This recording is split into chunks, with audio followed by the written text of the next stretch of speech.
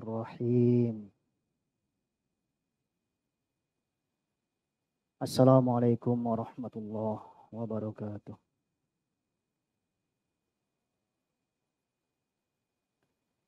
Innal hamdalillah nahmaduhu ta'ala wa nasta'inuhu wa nastaghfiruh. Wa na'udzu billahi min syururi anfusina wa min sayyiati a'malina.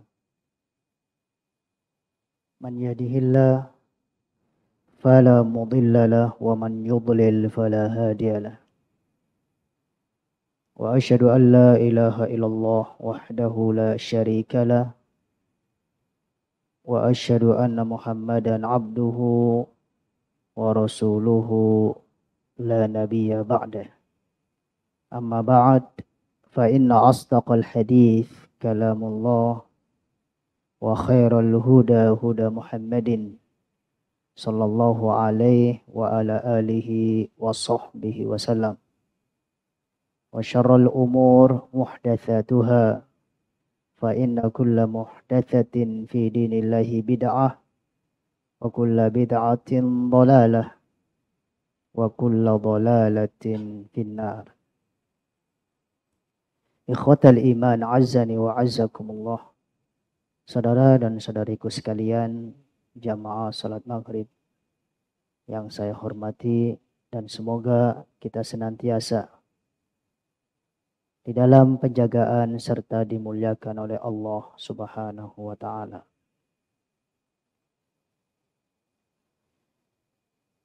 Petang hari ini insya Allah kita bersama-sama akan melanjutkan kembali pembelajaran kitab tentang ilmu akidah dan tauhid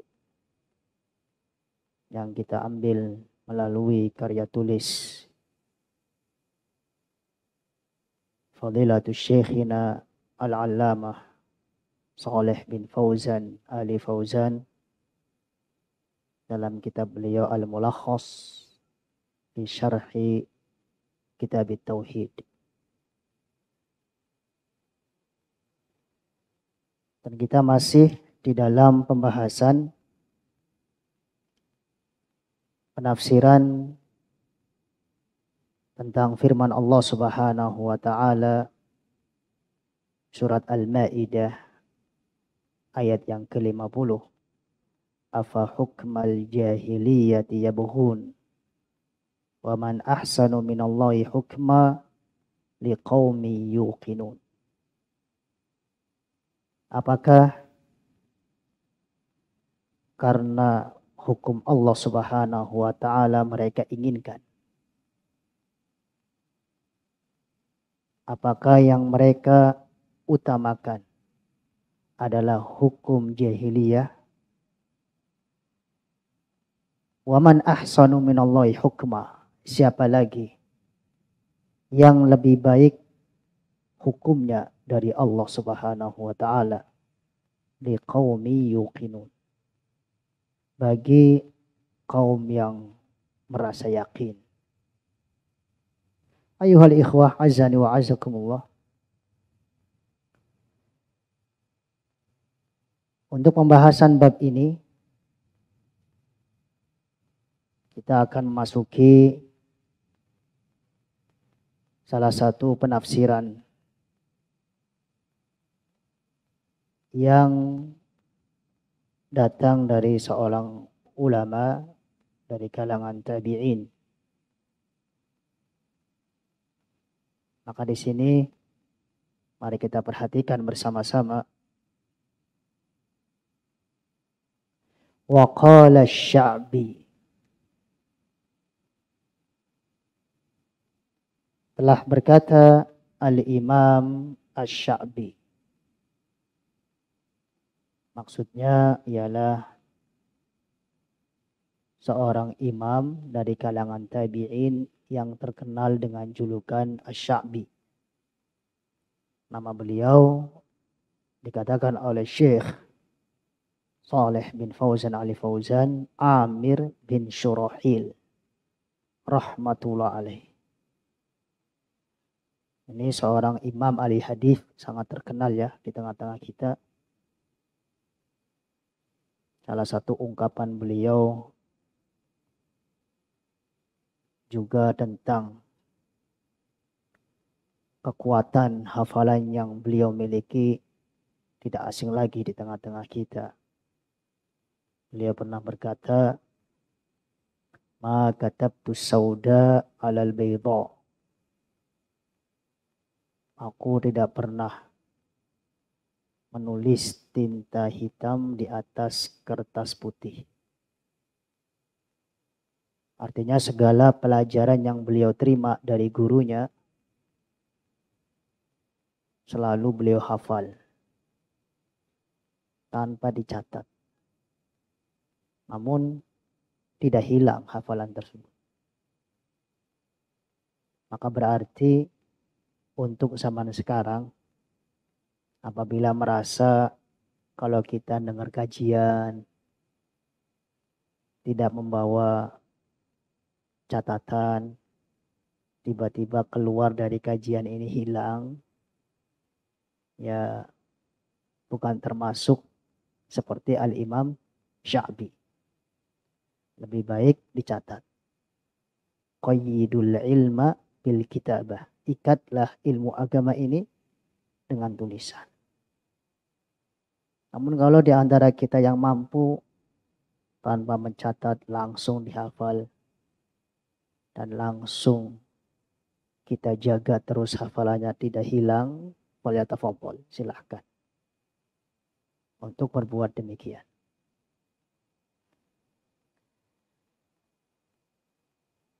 Mari kita lihat bersama-sama Al-Imam Sya'bi qala, pernah berkata,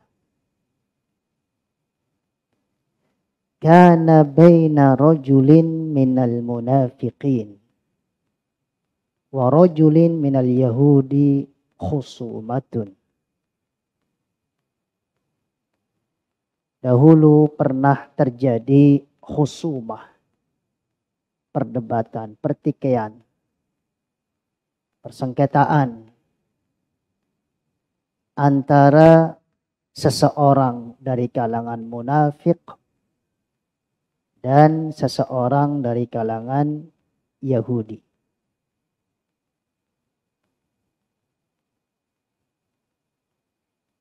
Faqala al-Yahudi, maka berkatalah orang Yahudinya, natahakamu ila Muhammadin, hendaklah kita berhukum kepada Muhammad, maksudnya ialah Nabi Muhammad sallallahu alaihi wa ala alihi wa sahbihi wasallam. Arafa annahu la ya'khudhur rishwah. Yahudi tersebut tahu bahwa Muhammad tidak mungkin mengambil uang sogokan. Wa qala al-munafiq, namun berkatalah orang munafik, natahakamu ilal yahud, hendaknya kita berhukum kepada seorang Yahudi saja. Li'ilmihi, karena orang munafik ini tahu, annahum ya'khuduna rishwah, bahwa orang-orang Yahudi kebiasaan mereka sering mengambil uang sogokan. Fattafaqa ala an ya'tiya kahinan. Lalu akhirnya keduanya sepakat untuk sama-sama mendatangi kahin, orang pintar, dukun atau yang semisalnya. Fi Juhainah, yang berada di kabilah Arab Juhainah. Fayatahakama ilaih, maka keduanya berhukumlah kepada si dukun tadi dari kabilah Juhainah. Fanazalat, akhirnya Allah Subhanahu wa taala menurunkan atau turunlah ayat surat An-Nisa ayat yang ke-60 ya. Alam tara ilal ladzina yaz'umuna annahum amanu bima unzila ilaika wa ma unzila min qablika yuriduna an yatahakamu ila taghut wa qad umiru an yakfuru bih wa yuridu syaitanu an yudhillahum dhalalan ba'ida. Tidaklah kamu perhatikan wahai Muhammad kepada orang-orang yang mengaku bahwa mereka berhukum kepada sesuatu yang diturunkan kepadamu dan telah diturunkan kepada orang sebelummu. Lalu akhirnya mereka menginginkan untuk berhukum kepada aturan hukum tauhid, yaitu suatu hukum selain apa yang Allah Subhanahu wa taala turunkan. Kemudian diikuti oleh banyak manusia, itu namanya tauhid.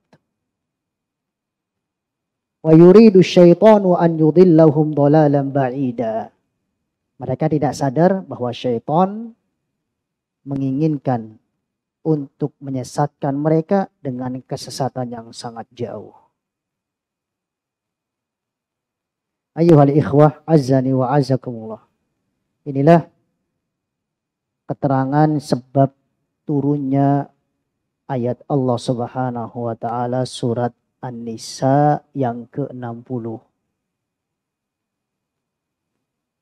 Ternyata berkaitan dengan apa yang Allah jelaskan dalam surat Al-Maidah. Afa hukmal jahiliyati yabghun, apakah mereka selalu menginginkan untuk berhukum dengan hukum-hukum jahiliyah? Pertanyaan Allah Subhanahu wa taala dalam surat Al-Maidah ini artinya pengingkaran. Siapa saja yang berhukum dengan hukum-hukum jahiliyah, maka berarti dia telah terjerumus ke dalam dosa yang sangat besar. Karena apa? Waman ahsanu minallahi hukma. Siapa lagi hukumnya yang lebih baik dari hukum Allah? Hukum Allah ialah agama Islam yang Allah jelaskan melalui Al-Quran atau sunnah Rasulullah Sallallahu alaihi wa ala alihi wa sahbihi wasallam yang sahihah. Seorang manusia yang keimanannya masih sehat, masih benar, pasti dia akan lebih memilih hukum Allah dalam hidupnya. Ketika ia bersengketa, ketika ia bertengkar, ketika ia salah faham dengan orang lain sampai berujung kepada perdebatan, maka pasti seorang mukmin akan lebih memilih untuk kembali kepada hukum Allah. Karena itu anjuran yang Allah perintahkan. Di dalam Al-Quran ada ya, Allah berfirman, wa makhtalaftum fihi min syai'in fa hukmuhu ilallah. Dan segala sesuatu yang kalian perselisihkan. Yang namanya hidup manusia tidak terlepas dari kesalahpahaman. Tidak terlepas dari perselisihan. Padahal Allah Maha mampu menjadikan kita hidup tanpa berselisih satu dengan yang lain. Maha mampu. Namun yang Allah inginkan terjadilah kadang-kadang di tengah-tengah kita apa? Ikhtilaf, perselisihan. Supaya kita bisa menjalani kehidupan ini apabila sedang berselisih, apa yang harus kita lakukan? Karena itu ujian. Untuk mengetahui kadar keimanan kita sampai di mana. Maka Allah berfirman, "Wa makhtalaftum fihi min syai'in fa hukmuhu ilallah." Segala sesuatu yang kalian perselisihkan, yang kalian pertengkarkan, sampai nanti berujung kepada perdebatan, atau mungkin malah saling menyalahkan, fa hukmuhu ilallah. Hendaknya kita jadikan hakim yang paling bijak, hakim yang paling tertinggi ialah Allah Subhanahu wa ta'ala. Ternyata selain orang-orang yang beriman, sebagaimana yang telah diceritakan oleh Imam Asy-Sya'bi, selalu memilih dalam hidupnya hukum-hukum selain yang Allah turunkan. Bagaimana cerita Imam Asy-Sya'bi dalam athar ini? Beliau berkata bahwa ada salah satu kisah seseorang yang mengaku dirinya beriman, namun hakikatnya dia orang munafik. Lagi berselisih dengan seorang Yahudi. Kalau seorang Yahudi kan berada di barisan orang-orang kafir, ya enggak? Kalau orang munafik berada di barisan mana? Kira-kira? Berada di barisan orang Islam atau orang kafir? Orang Islam. Nah, itulah perbedaan Yahudi dan munafik. Di dalam dunia ini kita melihat orang-orang munafik berada di barisan umat Islam. Adapun Yahudi, mereka sudah pada tahu. Yahudi ya berarti kafir. Bukan golongan kaum muslim. Jangan sampai nanti kita bertanya lagi, apa memang benar Yahudi itu kafir? Akhirnya kita ragu. Allah Subhanahu wa ta'ala saja memastikan kekafirannya mereka, masa kita mau ragu? Laqad kafarul ladzina qalu, sungguh telah kafir orang-orang yang mengatakan innallaha faqirun wa nahnu aghnia. Allah itu fakir, kamilah orang-orang kaya. Ini siapa? Yahudi. Dan banyak sekali bukti-bukti yang lain. Allah mengkafirkan Yahudi, demikian juga Pak Nasrani. Kita lihat Al-Imam Sya'bi menggambarkan sebuah kisah. Ada seorang munafik mengaku beriman, lagi berselisih dengan orang Yahudi. Wallahu ta'ala alam bisawab. Apa yang menjadikan mereka berdua berselisih? Urusan apa? Tidak disebutkan di sini ya. Alhasil keduanya sedang apa? Bertikai. Maka qala rajulun minal yahud. Orang yang berasal dari Yahudi tadi mengatakan, natahakamu ila Muhammad. Kita lebih baik kembalikan hukum ini kepada siapa? Muhammad. Orang kafir tetapi malah apa? Pengennya berhukum kepada Muhammad. Karena orang-orang Yahudi tahu, wah ini Muhammad gak mungkin ngambil sokokan. Dalam hal ini pasti jujur. Hakikatnya kan mereka sudah mengakui kejujuran siapa? Rasulullah sallallahu alaihi wa ala alihi wasallam. Ya'rifunahu kama ya'rifuna abna'ahu. Mereka tahu persis ya. Tahu persis Nabi Muhammad seperti mereka mengenali anak-anak mereka sendiri.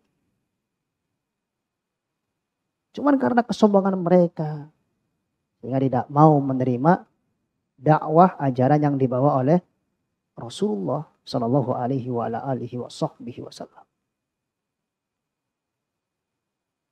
Namun orang munafik malah justru mengatakan pendapatnya, natahakamu ilal yahud. Lebih baik kita berhukum saja kepada seorang Yahudi. Ini sudah kelihatan jelas ya. Oh, di situ berarti dia bukan orang Islam. Kenapa dia berada di barisan umat Islam? Karena dia munafik. Menyembunyikan kekufuran, menampakkan apa? Keislaman. Itulah definisi dari kemunafikan nifak besar. Bukan kemunafikan nifak kecil ya. Karena kita paham dalam agama Islam ada dua kemunafikan. Nifakun akbar dengan nifak asghar. Kalau nifak besar ialah seseorang menyembunyikan kekufuran. Dia nggak suka Rasulullah, dia nggak suka hukum Allah, dia nggak suka aturan Allah masalah ini dan itu. Disembunyikan. Berpura-pura dia muslim. Menampakkan apa? Keislaman. Datang ke masjid, sholat. Hakikatnya nggak suka sholat itu. Namun ya terpaksalah. Akhirnya apa? Terlihat orang munafik itu sholatnya nggak serius. Benar nggak? Main-main. Bermalas-malas. Persis apa yang Allah Subhanahu wa taala beritahukan kepada kita dalam Al-Qur'an. Wa idza qamu ila sholati qamu kusala. Mereka kalau mau menegakkan sholat, menegakkannya dalam keadaan bermalas-malas. Aslinya mereka itu terbebani sholat. Lagi-lagi kok sholat. Gak suka sholat mungkin ya. Namun gimana lagi. Nah kalau ada di antara kita setiap kali dengar adzan perasaannya begitu, cepat-cepat istighfar berarti. La haula wala quwata illa billah, astagfirullah.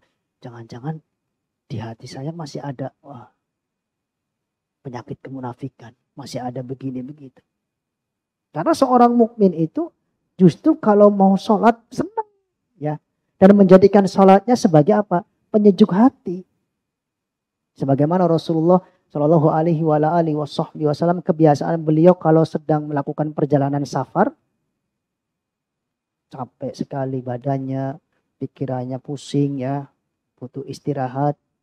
Maka beliau istirahat sambil menunggu waktu apa? Sholat. Dan beliau bersabda di hadapan Bilal, ya Bilal arihna bis sholah. Wahai Bilal, ayo kita istirahat dengan mendirikan sholat. Itu seorang mukmin. Wa ju'ilat qurratu aini fis shalah. Rasulullah juga bersabda, dijadikan penyejuk hatiku, penenang hatiku ialah ketika mendirikan sholat. Ikhwatal iman azani wa azakumullah. Saudara dan saudariku sekalian, teman-teman yang dimuliakan oleh Allah Subhanahu wa taala. Melalui cerita Imam Sya'bi ini juga nampak jelas. Akhirnya penyakit orang munafik keluar. Ketika lagi berselisih, malah dia memberikan usul, nataha kamu ilal Yahud. Mendingan kita berhukum kepada fulan dari kalangan Yahudi saja. Loh, Anda kan di barisan orang Islam. Kenapa kok malah berhukumnya kepada fulan dari kalangan Yahudi? Nah, ini sudah mulai muncul penyakit-penyakitnya. Makanya orang-orang munafik juga dengan berjalannya waktu akan muncul penyakit-penyakitnya sendiri. Walaupun sampai detik ini kita masih belum mengetahui seluruhnya. Karena dia berada di barisan orang-orang Islam. Kemudian kata Imam Asy-Sya'bi rahimahullah subhanahu wa ta'ala. Setelah mereka berdua berselisih, saling mengusulkan usulnya masing-masing. Dihasilkanlah kesepakatan. Fattafaqa ala an ya'tiya kahinan fi Juhainah. Keduanya bersepakat, ya udah kita mendingan datang ke dukun, ke orang pintar, ke paranormal, ya. Kahinan arrafan itu 11-12 sama artinya. Bahasanya aja dibeda-bedakan. Seorang kahin dari kabilah Juhainah. Ternyata keduanya lebih memilih untuk berhukum kepada selain hukum Allah.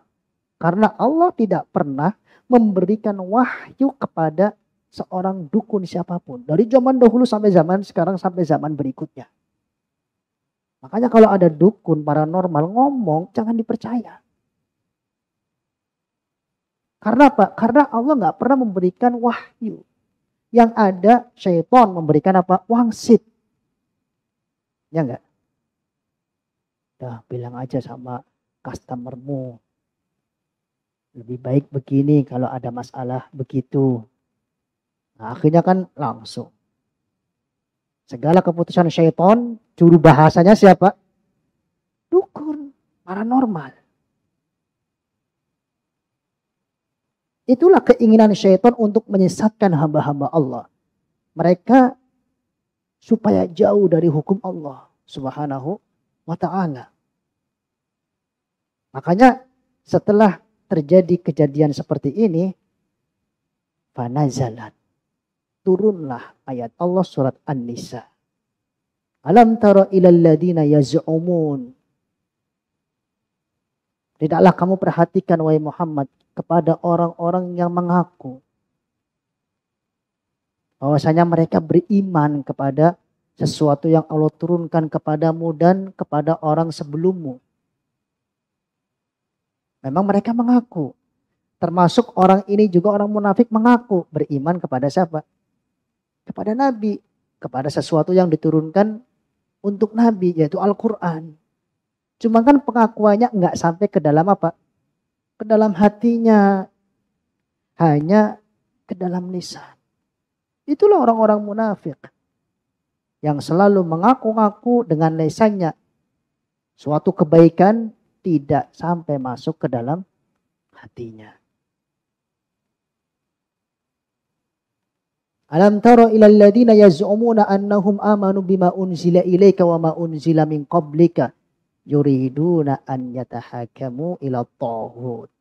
Ternyata mereka lebih menginginkan untuk berhukum kepada taghut. Seperti yang terjadi pada orang munafik ini. Yang diceritakan oleh Imam Asy-Sya'bi. Lebih memilih kepada dukun. Dukun termasuk taghut enggak? Ikhwah, taghut. Dari sisi mana dukun bisa disebut sebagai taghut? Karena dia ditaati, diikuti oleh banyak orang, sementara dia musuh Allah Subhanahu wa ta'ala. Apa yang dia keluarkan bukan wahyu, tetapi wangsit dari apa? Syaitan. Yuriduna an yatahakamu ila taghut. Kita perhatikan ayat setelahnya, Bapak-bapak, Ibu-ibu. Wa qad umiru an yakfuru bih. Padahal mereka sudah diperintahkan oleh Allah supaya mengingkari taghut. Mana salah satu dalil yang menunjukkan bahwa Allah memerintahkan kita untuk mengkufuri taghut? Ada yang masih ingat? Surat Al-Baqarah ya. La ikraha fiddin qad tabayyana rusydu minal ghayy. Kemudian ada kalimat dalam ayat tersebut, wa may yakfur bitaghut, terus apa? Wa yu'min billah faqad istamsaka bil urwatil wuthqa lan fisama laha. Kita perhatikan ayat itu yang menunjukkan bahwa Allah memerintahkan kita untuk mengingkari taghut. Barang siapa yang mengingkari, mengkufuri taghut, dia beriman kepada Allah, faqad istamsaka bil urwatil wuthqa. Berarti dia telah berpegang teguh dengan tali yang kuat. Apa yang dimaksud al urwatul wuthqa di sini? La ilaha illallah. Artinya seorang muslim yang masih berpegang teguh dengan kalimat la ilaha illallah, dia harus bermusuhan dengan taghut. Berani Bapak-bapak bermusuhan dengan taghut? Awas loh, nanti disantet. Nggak perlu takut. Ya. Awas loh, nanti digini-giniin. Disulap-sulap. Nggak perlu takut. Ya. Kita ada Allah Subhanahu wa ta'ala. Kenapa kita harus takut? Seorang mukmin justru kalau ditakut-takutin, kalau diprovokasiin, kalau dibeginiin begitu, tambah kuat imannya. Karena perumpamaan seorang mukmin itu seperti lempengan emas. Ya, sebagaimana yang disebutkan dalam hadis oleh Imam Al-Baihaqi rahimahullah subhanahu wa ta'ala, yang namanya emas ya, mau ditaruh di kolam renang, mau ditaruh dimanapun, sampai mau ditaruh di comberan pun tetap emas, dan kadarnya tidak bakalan apa? Turun. Berbeda dengan air aqua ya, air aqua ataupun benda-benda yang lainnya Ya kalau ditaruh di air rusak, ya enggak? Misalkan jam tangan yang enggak anti air ya, atau HP. Kemudian air aqua yang walaupun masih segel ya, belum dibuka segelnya, berada di comberan. Ada orang yang mau mengambilnya? Enggak bakalan. Karena berubah-ubah kayak gitu keadaannya. Tapi kalau emas tidak. Begitulah seorang mukmin, enggak boleh kita berubah keimanan kita di saat ada yang membakar kita. Emas kalau dibakar malah justru apa? Memerah. Demikian juga seorang mukmin, kalau ada yang memprovokasi, kalau ada yang menghujat, kalau ada yang begini begitu, ada yang mengancam, cukup bagi dia pertolongan dari siapa? Allah Subhanahu wa taala. Kita kalau menyebut nama Allah tenang enggak, Bapak Ibu? Harus tenang. Takut enggak? Harus tidak takut. Kadang-kadang aja kita merasa tenang apabila mau diganggu oleh orang jahat. Lalu kita bilang, saya temannya Mas Bro ini. Nah, karena Mas Bro ini ketua preman misalkan. Dan kita sudah dipesenin, Pak, kalau lewat di jalan itu ada yang ganggu Bapak, bilang aja teman saya. Sebutin namanya, pasti pada takut. Akhirnya kita ikut-ikutan ya. Langsung disebutkan nama orang tersebut. Kita tenang. Kenapa kalau kita menyebutkan nama Allah Subhanahu wa taala masih tidak tenang, masih rasa takut menyelimuti kita? Selama kita di atas kebenaran, nggak perlu takut. Siapapun yang menjauh dari kita, siapapun yang mengancam kita, siapapun yang menghujat kita, nggak boleh kita takut. Sekarang di sini ilmu tauhid mengajari kita, siapa yang beriman, dia harus bermusuhan dengan tauhid. Dia harus mengingkari, menjauhi tauhid. Masuk di antaranya ialah segala aturan hukum yang ditaati, yang diagung-agungkan, bahkan yang disembah mungkin, padahal selain yang Allah turunkan. Padahal aturan tersebut justru menyelisih dari aturan siapa? Allah Subhanahu wa ta'ala. Inilah sisi pendalilan pembahasan kita.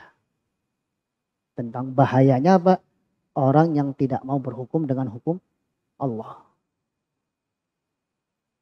Karena kurang apa lagi hukum Allah sudah sempurna. Kenapa seorang mukmin tidak mau berhukum dengannya? Yang tidak mau berhukum dengan hukum Allah berarti dia ada penyakit kemunafikan. Atau telah gugur keimanan dia sehingga dia digolongkan sebagai orang kafir.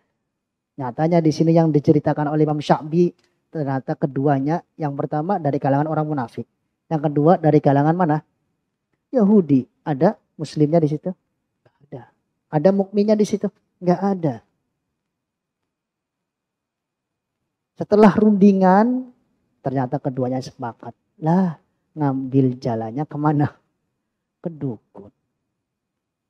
Begitulah kesepakatan yang dimiliki orang-orang yang tidak beriman. Berbeda ya dengan musyawarah yang dilakukan oleh orang-orang beriman. Kita kadang kalau musyawarah menghasilkan keputusan yang apa? Yang baik. Karena kita berada di naungan kitabullah dan juga apa? Sunnah Rasulullah Sallallahu alaihi wa ala alihi wa sahbihi wasallam. Yuriduna an yatahakamu ila taghut. Kemudian ayat selanjutnya masih dalam surat An-Nisa yang ke-60 ya. Wa qad umiru an yakfuru bih wa yuridu syaitan an yudhillahum dhalalan ba'ida. Dan syaitan selalu menginginkan untuk menyesatkan mereka dengan kesesatan yang sangat jauh. Syaitan kan nggak pernah beristirahat ya untuk menyesatkan kita. Sehingga tentunya seorang mukmin jangan pernah ada kata libur. Untuk apa? Mencek up hatinya. Kalau mencek up fisiknya mungkin sebulan berapa kali? 4 kali lah kalau tiap pekan ya. Periksa. Cek darahnya, cek ini, cek itu. Bagaimana gula darahnya, bagaimana kolesterolnya, bagaimana ginjalnya dan seterusnya. Tapi kalau mencek up hati, nggak boleh sebulan sekali. Harus apa? Harus setiap hari, harus setiap saat. Sebab syaitan yang menghancurkan hati kita itu tidak ada kata libur. Tidak ada kata istirahat. Kapan ada kesempatan langsung menjadikan hati kita menyimpang dari syariat Allah Subhanahu wa taala. Dan selalu yang dipanjatkan oleh Nabi Ibrahim doanya kita lihat dalam Al-Qur'an ya. Rabbi dalam surat Asy-Syu'ara ya. Fala tukhzini yauma yub'atsun. Wahai Allah, janganlah engkau berikan aku kesedihan di hari kiamat ketika seluruh makhluk dibangkitkan. Yauma la yanfa'u malun wala banun. Yang pada hari itu tidak bermanfaat harta dan juga anak-anak. Illa man atallah biqalbin salim. Kecuali yang datang menghadap Allah dengan hati yang selamat, dengan hati yang sehat. Menurut para ulama, qalbun salim artinya ialah qalbun sihah, hati yang sehat. Ketika kita tahu bahwa syaitan selalu ingin menyesatkan kita, menjadikan dalam hati kita penyimpangan, maka kita harus terus-menerus check up. Diperiksa. Apakah hati kita ada penyimpangan? Apakah hati kita ada penyakit? Bagaimana caranya? Dengan mempelajari ilmu agama. Karena ilmu agama ialah satu-satunya jalan untuk membersihkan hati paling utama. Ikhwatal iman azani wa azakumullah. Saudara dan saudariku sekalian, jamaah salat maghrib yang dimuliakan oleh Allah Subhanahu wa taala. Dengan demikian kita sudah mempelajari athar dari Imam Asy-Sya'bi rahmatullah alaih tentang penafsiran ya yang mendukung surat Al-Maidah ayat yang ke-50.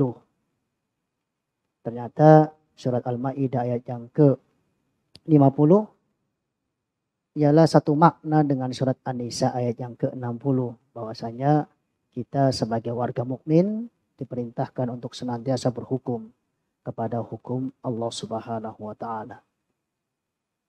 Maka di sini Syekh Saleh bin Fauzan Ali Fauzan menyebutkan ma yustafadu minal athar, apa yang harus diambil faidah dari asar ini. Dari atharnya Imam Asy-Sya'bi. Yang pertama, wujubut tahakumi ila syariatillah. Wajibnya setiap kita untuk selalu berhukum kepada syariatnya siapa? Allah Subhanahu wa ta'ala. Meskipun kadang-kadang terasa berat kita menerimanya. Tapi kita harus bisa paksa jiwa kita untuk lapang menerima syariat siapa? Allah Subhanahu wa ta'ala. Kemudian yang kedua, faidah dari athar Imam Sya'bi, annat tahakuma ila ghairi syariatillah yunafil iman. Sesungguhnya berhukum kepada selain syariat Allah dapat menafikan iman. Dapat menghilangkan apa? Keimanan. Artinya siapa saja yang berhukum kepada hukum selain Allah, kalau sampai nanti dia mengatakan hukum inilah yang lebih baik dari hukum Allah, hukum inilah yang lebih bijak dari hukum Allah, kenyataannya menurut dia, berarti ini sudah keimanannya hilang sama sekali. Kemudian yang ketiga, fihi kashfun li haqiqatil munafiqin wa annahum syarrun minal yahud. Di sini ada sesuatu yang dibongkar. Terlihat jelas hakikatnya orang-orang munafik. Ternyata mereka lebih jahat daripada orang-orang Yahudi. Karena dalam persengketaan tadi, usulnya orang Yahudi malah justru lebih baik kita berhukum kepada siapa? Muhammad. Ternyata usulnya orang munafik berhukum kepada orang Yahudi aja. Maka dari sisi ini orang-orang munafik kenyataannya lebih jahat daripada orang Yahudi. Kemudian yang keempat ialah faedah yang terakhir, tahrimu akhdhi rusyuah. diharamkannya kita semuanya untuk mengambil uang sokokan dari manapun. Karena ini dapat menghilangkan keadilan kita dalam memberikan suatu keputusan. Allahu ta'ala a'lam bishawab. Ikhwatal iman azani wa azakumullah, mengingat keterbatasan waktu yang kita miliki, insya Allah kita cukupkan sementara pembelajaran kitab Al-Mulakhas fi Syarhi Kitab Tauhid sampai di sini. Semoga Allah senantiasa memberikan tambahan ilmu yang bermanfaat untuk kita semuanya. Kita akhiri dengan doa kafaratul majlis. Subhanakallahumma wa bihamdika asyhadu an la ilaha illa anta astaghfiruka wa atubu ilaik. Wassalamualaikum warahmatullahi wabarakatuh.